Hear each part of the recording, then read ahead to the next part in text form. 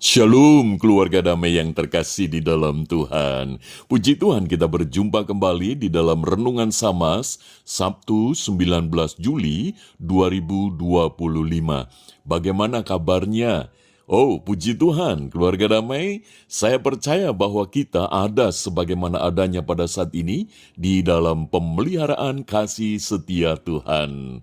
Keluarga damai, mari kita menyiapkan hati sebelum kita merenungkan firman Tuhan, kita berdoa. Bapa Surgawi, kami mengucap syukur, hidup kami ada di dalam pemeliharaan-Mu yang jauh melebihi apa yang bisa kami mengerti. Dan sekarang kami hendak menyiapkan hati untuk merenungkan firman-Mu. Kiranya Roh Kudus memberkatinya. Di dalam nama Tuhan Yesus kami berdoa. Amin. Tema yang akan kita renungkan bersama, siapakah sesamaku? Tinjauan dari aspek kepribadian atau secara psikologis. Nah, firman Tuhan terambil di dalam Injil Lukas pasal 13 ayat 10 sampai 17.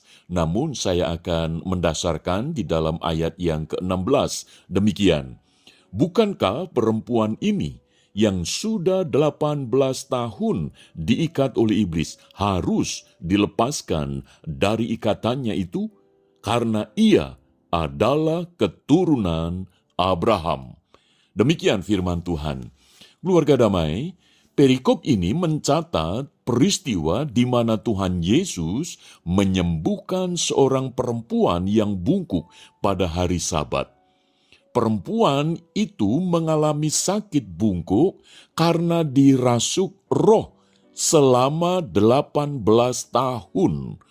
Satu keadaan yang tidak nyaman, satu keadaan yang bisa berdampak psikologis, kepribadian bagi orang yang mengalaminya. Keadaan bungkuk ini oleh seorang penafsir, karena perempuan ini sudah mengidapnya 18 tahun, maka penafsir ini menduga bahwa perempuan ini juga mengalami kondisi kecemasan yang berlebih.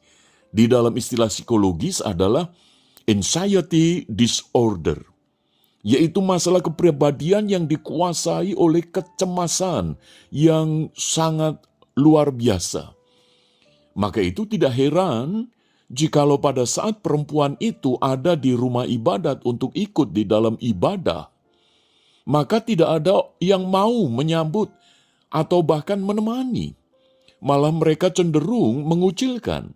Mengapa? Karena tanda-tanda orang yang mengalami anxiety disorder itu adalah orang yang mudah panik, bahkan menghindar dari banyak orang, mengalami ketakutan yang mendadak, badan bisa gemetar, dan seterusnya.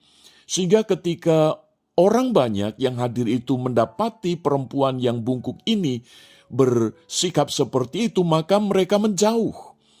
Mereka menganggap, wah ini orang bisa malah mengganggu saya ini. Bahkan termasuk kepala rumah ibadat. Mencuekkan, membiarkan. Bisa jadi ketika perempuan yang sakit bungkuk ini masuk di dalam rumah ibadat, itu bukan hanya sekali dua kali, tetapi bisa berkali-kali, bahkan itu sudah berlangsung cukup lama. Tetapi tidak ada satupun yang memperhatikan. Sehingga pada waktu Yesus melihat perempuan itu, Yesus berkata kepada perempuan itu, "Hai ibu, penyakitmu telah sembuh."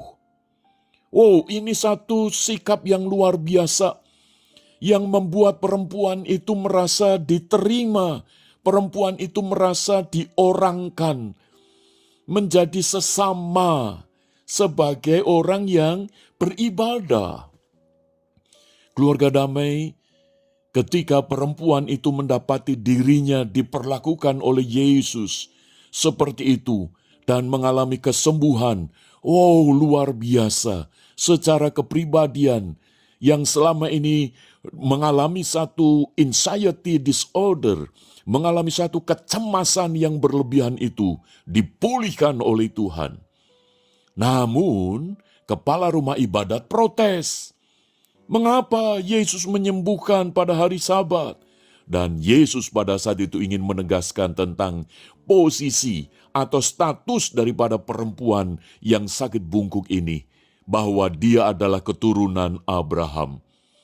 Yesus ingin menempatkan bahwa inilah sesamaku. Walaupun secara kepribadian bisa berbeda karena mengalami disorder, tetapi keberadaan daripada orang yang mengalami gangguan secara kepribadian itu statusnya sama sebagai keturunan Abraham, sebagai manusia yang dihargai oleh Allah. Maka itu Yesus ketika mati di atas kayu salib, dia juga memperhatikan siapapun orang yang mau percaya kepada dia. Keluarga damai, mari kita mencontoh apa yang dilakukan oleh Tuhan Yesus. Kalau tema perenungan kita mengenai siapakah sesamaku, biarlah kita justru melihat keberadaan orang-orang yang sedang mengalami gangguan secara psikologis kepribadian itu menjadi bagian kesempatan kita memperlakukan mereka sebagai sesama. Itu jauh lebih berharga. Kiranya Roh Kudus menolong setiap kita. Mari kita berdoa. Bapa Surgawi, tolonglah kami, supaya kami dapat melihat orang-orang di sekitar kami sebagai sesama kami, meskipun mereka mengalami gangguan secara kepribadian, tetapi mereka adalah orang-orang yang sama dikasihi oleh Tuhan. Sebagaimana Kristus telah mati bagi setiap orang yang percaya, maka jikalau orang-orang yang mengalami gangguan kepribadian percaya kepada Engkau, itulah sesama kami yang harus kami perhatikan, kami kasihi, kami boleh memberikan yang terbaik untuk mereka. Terima kasih untuk firman-Mu. Di dalam nama Tuhan Yesus kami berdoa. Amin.